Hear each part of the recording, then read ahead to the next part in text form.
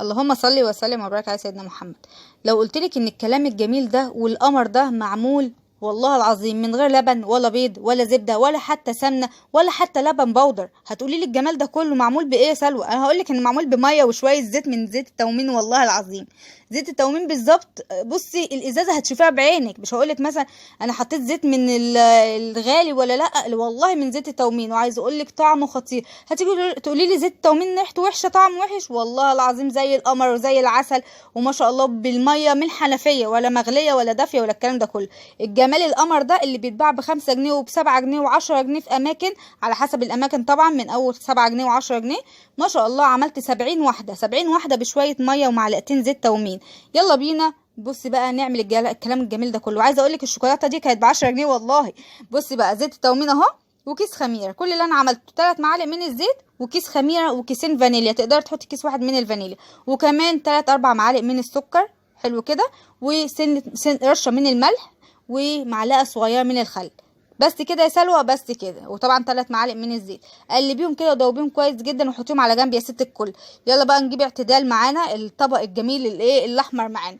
هنا حطيت 2.5 كوباية من الميه، وميه عادي من حنفيه ولا دافيه ولا اي حاجه، من حنفيه يا ست الكل.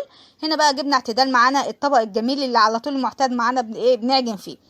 ده يا جماعه كيلو دقيق. هتقولي لي دقيق عادي سايب؟ يا حبيبتي دقيق عادي. عيش عيشه اهلك والله يا اختي. ولا تقولي لي بقى ماركه ولا الكلام ده كله، لا خلينا نقضي الليله، يعني الدنيا مش يعني مش مستحمله.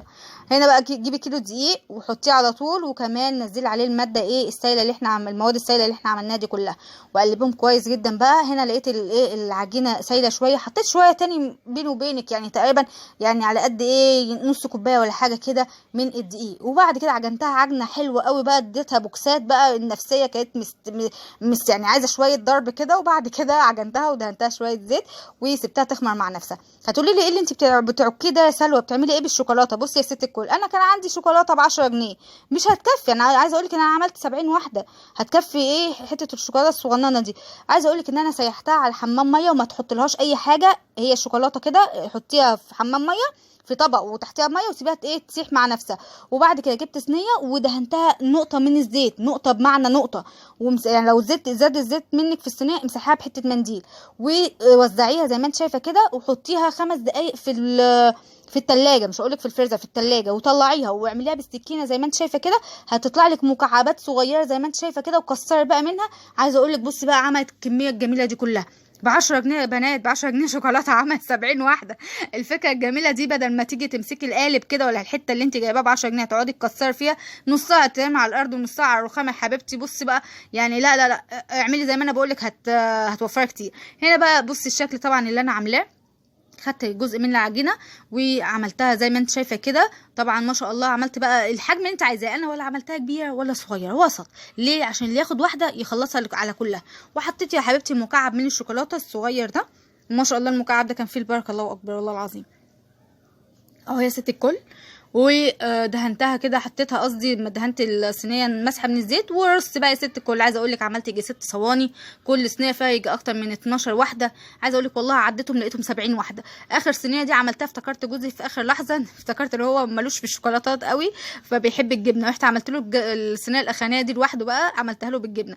هنا بقى يا اختي مسحه من البيض، بيضايه واحده. معلش معلش معلش، بيضايه. ما عندكش بيضايه يا ست الكل، شويه ميه بسكر، شويه لبن بسكر، شويه ميه بسكر، شويه معلقه عسل ابيض او اسود، وشويه ميه ودهن يا ست الكل، مش هيحصل حاجه. مش عايزه تدهنها خالص، مش تدهناش، مش هيحصل حاجه.